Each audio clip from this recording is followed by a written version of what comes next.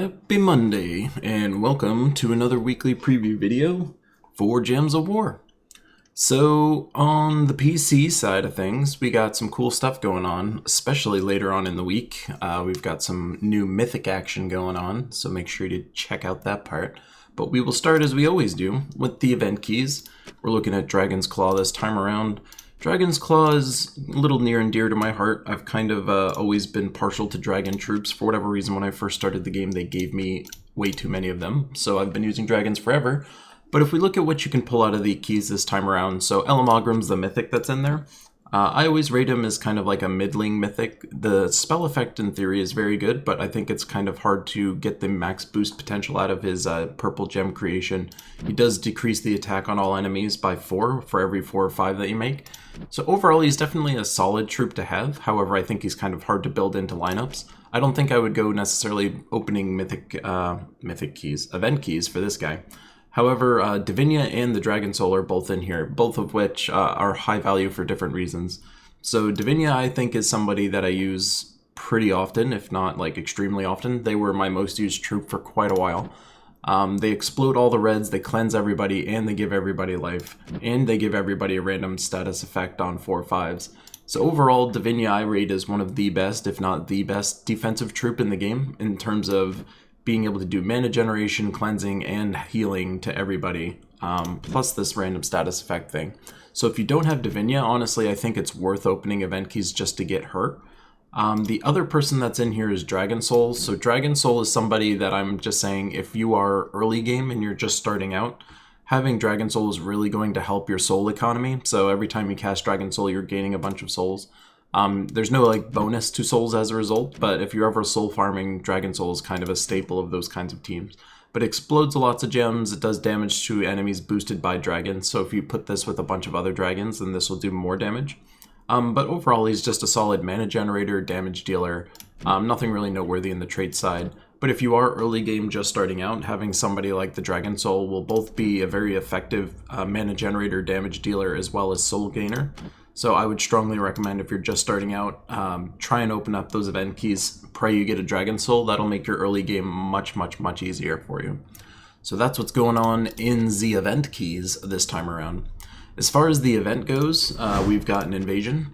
So invasion, tower smashy time. We are looking at a restriction on dragons. So overall, I'm not expecting this to be overly crazy. Dragons are generally pretty strong. I will show you my teams in a moment here. But as always, make sure you jump into the shop and you purchase up to at least the weapon. The weapon we're getting this time around is actually pretty cool. So if we look at teams that we can be using in that specific event, this is the team that I'm actually planning on using. I suspect this should be pretty easy to use. So basically, we're using the new weapon here. So as far as what the weapon's actually doing, it's doing, well, for me, 41 damage to an enemy boosted by dragons by ×6, so very standard for these mixed type weapons. But then it's creating a mix of red and purple for each dragon ally. So this weapon actually has a lot of potential, I think, outside of this invasion event. Dragons typically love red, and purple is also pretty generally used on dragons as well. So I think this mix of colors is actually going to be very effective. We also can see that if you look inside its upgrades, you're getting a firestorm whenever you cast it, and you're burning the first enemy. Burning the first enemy on dragons is noteworthy because Dragon Guard class gets access to Fireblade at level 100. So if you get your Dragon Guard all the way up to level 100, and you do feel like running a very dragon-oriented lineup, this weapon is actually going to be able to create you a ton of mana that's super relevant for the rest of your team. But what makes this team kind of tick is because this is making purples and reds, and as you can see, all the people below it are taking purples and reds. This has basically brown all to itself. So this team is just going to be explode, explode, explode, explode, and all those explodes are going to get you your new Thaumaris, sure, troop mana, as well as Worldbreaker. So what the new invasion tower smashy troop is all about is just doing straight up damage, no boosting of it to any kind. However, it's exploding 3 red gems, so you'll actually get some more loot potential out of this, which is pretty cool. So overall, I think, the tower smashy troop is fine. There's nothing super crazy about this. It does explode gems, so that's kind of nice. But this team should just loop itself to death. Not super in love with this new Tower Smashy troop. When it comes to the Tower Smashy troops, I should probably call them by their proper name, Siege Breakers. When it comes to Siege Breakers, I generally prefer ones that have damage boosts on them, and so I can just do one big meaty hit versus just having some kind of these weaker hits with no boost on them. But this team should basically just mow down everything. You'll be healing yourself, you have skull resistance because you're running Dragon Guard. Thau is there to just, poke towers, and then World Breakers hitting all of them, so any barriers that are up will get destroyed. This team should be extremely effective. However, a variant version that you could be using, if you feel like going more classic style, and this is more the beginner version of the team, this is just going to be using a traditional Mang. We're running this with Titan, so Drake Rider's in here to help you get reds for your Mang. Thau, again, is just there to help you blow up towers with the extra damage, and also having more reds to explode with this guy, since he explodes reds. And then Dragonian Monk really just to help protect your team. So this team should be also fairly effective. Mana generation might be a little harder to come by with this team, but again, when it comes to my beginner teams, I try and make them all like base tier troops, base tier weapons as far as the team build goes.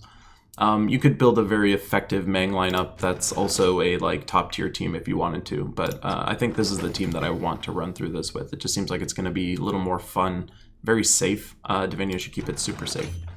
So that's what's going on as far as that stuff goes. Looking at the Glory Shop troop that we've got going on this time around.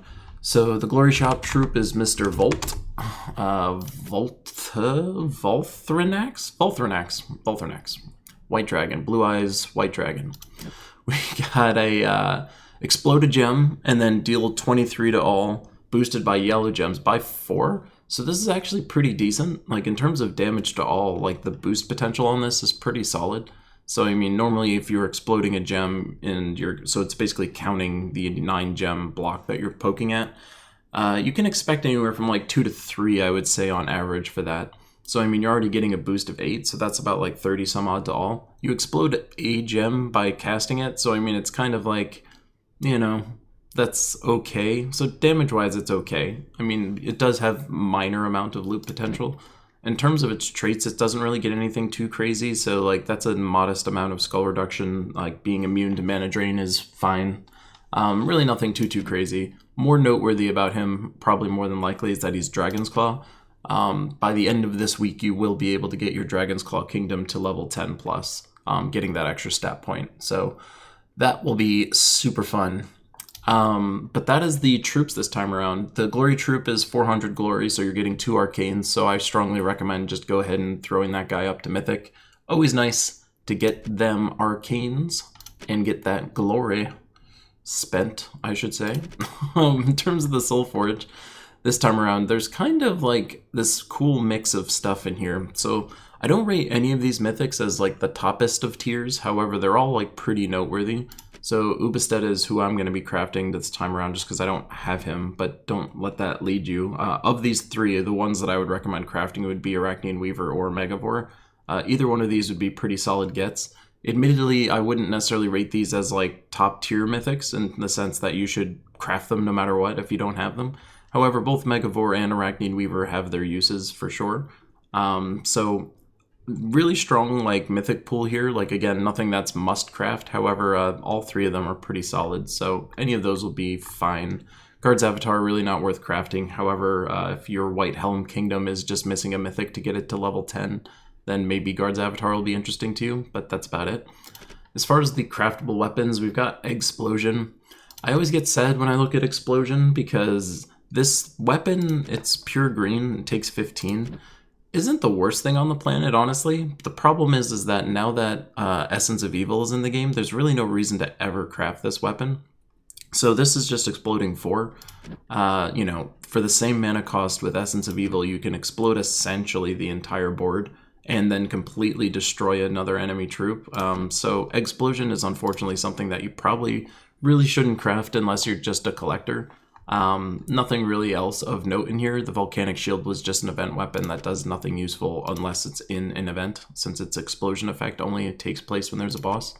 So nothing too crazy there, but as far as the troops go, again, those bottom 3, definitely poke around in there. That is everything that's in the Soul Forge, but now let's talk about all the exciting stuff coming up in the future. So for the Faction Assault event, it's going to be the Hall of Guardians. So Hall of Guardians is, of course, all of these neato people here.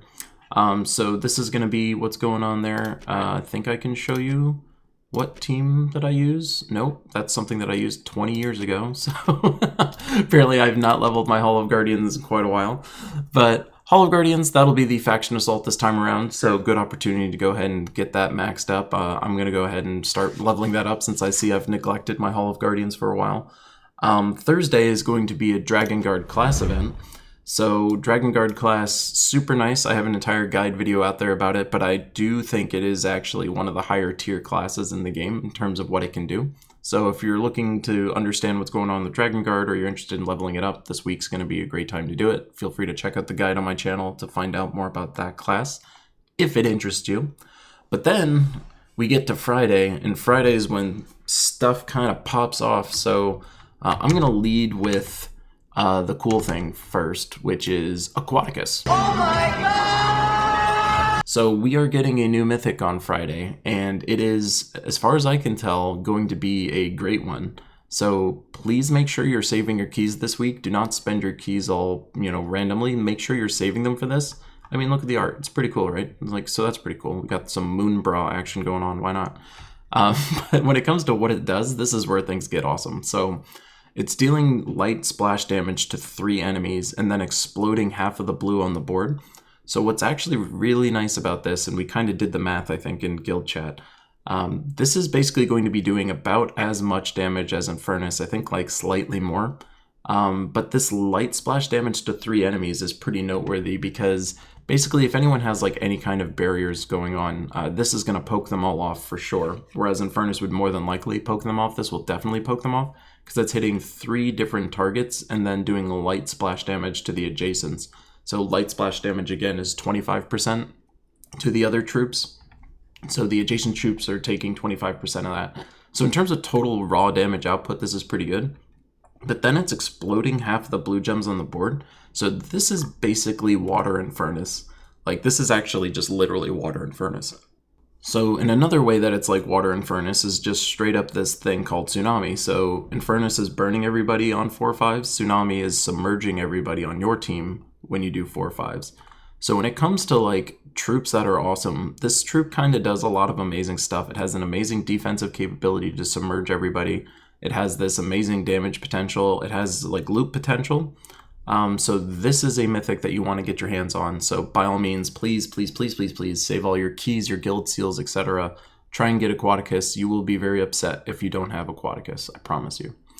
Then also on Friday, we have a bounty event. So Drogo is kind of the new thing. And what's super cool about Drogo, before I even start talking about him, is that Dragon's Claw is his kingdom type, which means that, again, we can get Dragon's Claw up to level 10 plus. So now we've got finally what we need to get the power level on Dragon's Claw up, which means there's another stat point waiting for us all at the end of the week. So that's pretty fun. He charms a random enemy and then creates 9 blue. I'm not super in love with him, admittedly. Of the troops that I like to use during bounty events, not many of them use blue. I think Mermaid is pretty much the only one that I would care about. So you're going to want to use him, again, because whenever you use the bounty captain, you're getting double the bounty reward for this person specifically. So make sure you trade him up, make sure you use him for your entire event thing. But it's bounty on Friday. So that is everything. Super cool this week as far as the PC, mobile, Xbox, PlayStation side of things. Friday is going to be lit, so check out Friday. And yeah, enjoy your tower smashy. Let's go move over to the Switch side of things. Jumping over on to the Switch side. I don't think that was English. Jumping to the Switch side, we've got some event keys going on. So for your guys' event keys, you are looking at the Sins of Mirage Kingdom. New loading animation, wow. Sins of Mirage Kingdom. So unfortunately, there's nothing like super nutso in here, but we do have a couple things. Ignore the mythic that you're about to see. You'll get that later. But Lust and Wrath are pretty much the two of note that are in here. Lust is basically someone that is hyper annoying on defense. So if you have your defense set with Lust or multiple Lusts in them, The thing that makes her crazy is that she charms a random enemy when an ally dies. So basically you set up your team in a way where you've got lust and you potentially have multiple lusts on your team. And basically your goal is to like kind of die. So usually it's run with like a firebomb potentially. So you just blow up a firebomb and then immediately you're charming a bunch of people on the enemy team. What ends up happening is they all kind of kill themselves and it's super annoying and everybody hates you. So if you want to be hated by all your friends and family, make sure you get yourself a lust and use it on defense. Their normal spell effect is kind of whatever. This charming a random enemy is not that great. 40% to transform is much more annoying because a succubus and an incubus are both kind of like crap troops. So her spell effect is kind of interesting. But she's like pretty much 99% of the time used purely as like a troll defense. So if you're looking for troll defenses, you got your troop right there. Wrath is a lot more useful, however. Wrath has actually got a lot of value. So he's converting blues to browns. He's brown himself, so he can convert into himself, which is cool. He's also enraging everybody on your team and burning all the allies. So enraging again is super nice because you'll punch through traits. So if they're skull resistant naturally, you'll be able to just hit them for full damage straight up. And since you're enraged, you're doing 1.5 times, so that's super good. What's also great about him is if you run him in the top slot, every time you match skulls, it doesn't have to be a 4-5 match, just matching skulls at all, you'll explode 2 random gems. So he just has a lot of loot potential that he brings to the table by himself. So generally you want to run him in the top slot. So I would say, as far as opening event keys, it's not the strongest week to try. It's probably worth saving them, admittedly. However, if Wrath is interesting to you, he would probably be the most noteworthy. Again, if you want to be hated by everybody, pulling a lust or 2 is definitely not a bad thing. So that's what's going on in the event keys for you guys. But what's more cool is that you guys are getting a Tower of Doom event. So Tower of Doom, you guys are being restricted by red troops, but if you go shopping in the store over there, you guys are getting access to Doom Crossbow. So Doom Crossbow is kind of great. So pure red weapon takes 18, as all the Doom weapons do. And what this is doing is transforming all the blue gems into Doom Skulls. And then what's noteworthy for the event itself, if you feel like being crazy, is that when you're doing the boss fights, since there's a Doom in those fights, you'll create 5 more Doom Skulls as part of the cast. Then you're also giving 3 mana for each red enemy that's on their team, so you're probably likely to sneak another 3 to 6 mana out of that. So in terms of raw damage potential, all of these doomed weapons that are damage type like this are super, super high value, so please make sure you get the Doomed Crossbow weapon. Again, when it comes to the Tower of Doom event, the only way you can upgrade this thing is if you're doing lots of boss kills. So as you're running through the event, every boss kill will get you one of these Forge Scrolls. You use the Forge Scrolls to level up the weapon. I would strongly recommend getting this thing up as high as you can. Admittedly, I wish mine was all the way up to 9 because all of the Doom weapons that create storms of their color are definitely great and worth having. So if you are able to, try and get this thing up as high as you possibly can. You'll have to buy tiers, like a decent amount of tiers, to get yourself up into these 2 levels, which is why I don't have it. However, if you are looking to do that, that's the method. But this weapon is super great. It also creates an extra Doom Skull as part of its upgrade. So if you're going into the Tower of Doom, at a minimum, make sure you're getting this weapon. I don't really recommend using the weapon in the event because it's like you can use this probably up to level like 10 to 15 to maybe 20, depending on how good your troops are. But it starts to get a little crazy once you get like high up there. But totally possible to use. But I did make you guys some teams going on over here. So for the Switch event side, this was the team I came up with as far as just straight up like event smashing. So you've got your Mang in the top slot, and then you've got a red converting troop here who also does tons of damage. You've got Gimlet in here who's giving yourself brown mana. So now we can start using Gimlet in all your teams. But Gimlet again, of course, giving brown to your Mang, so this is giving you more barriers, this is giving you more red. Ketras is just there to blast the crap out of everything. You're also getting lots of stats for Ketras whenever you cast Yao. So overall, this team should be very, very safe and very, very effective. So that is the team that I would recommend if you got all of the fixins at your disposal. If you are not as gotten all the fixins at your disposal, this team will also be extremely effective. So what's going on here is that we've got tons of mana conversion and mana creation. So this is all like all in on Mang basically. You're using Anointed 1 to help you get more reds. So this is turning all greens into reds. Gimlet's turning again all greens into browns. So they're fighting each other a little bit there, not necessarily the best. However, you can kind of use whichever one you prefer. Rock Troll is in here because he's doubling the number of brown on the board and then creating 3 more. So overall, this is going to be, again, very effective. You should have barrier up pretty much constantly. You will fight yourself for green mana a little bit between these 2 troops. However, you can kind of cast which one you need. So that should be very effective. There's not really any mana blocking going on besides the red, of course. So this team should also be fairly effective. Again, this is assuming that you have basically no troops. So this is a team that you can use if you're just looking to just straight try and run through with Mang. There are obviously much better teams you can use than this one, but again, my goal for all these B teams is to assume you basically have no troops whatsoever. So those are 2 teams that you can use. Codes in the description. With the new update, you guys can actually use these codes now, so that's pretty fun. When it comes to the Soul Forge for you guys, unfortunately there's nothing I would really recommend that you guys go for. So you guys had access to Scorpius. Scorpius I think sounds really cool, but he's not. He's basically giving all brown allies 1 stat each turn, and this each turn part is what makes him not very good. So this is super slow. You're never really going to gain a ton of stats out of this, so that's not really that great. If you just happen to have Scorpius in the early game, this will be amazing, but once you get to like mid-game, end-game, he's basically not used in any capacity.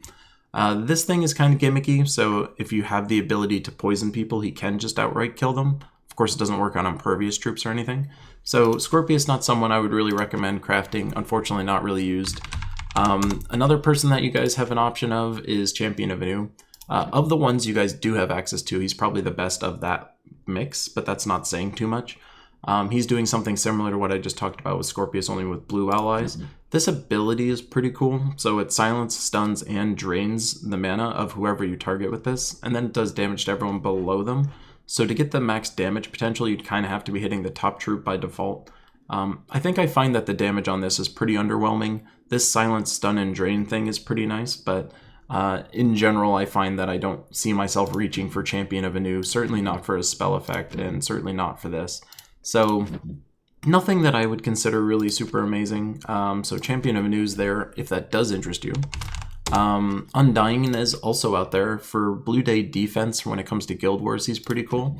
So whenever he gets his cast off, he's going to actually be silencing everybody that's blue.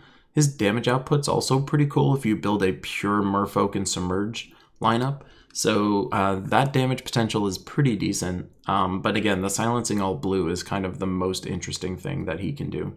So if you're looking for a Blue Day defense troop to try and build around, this guy's like pretty much only used for that. I don't see him used in any other capacity.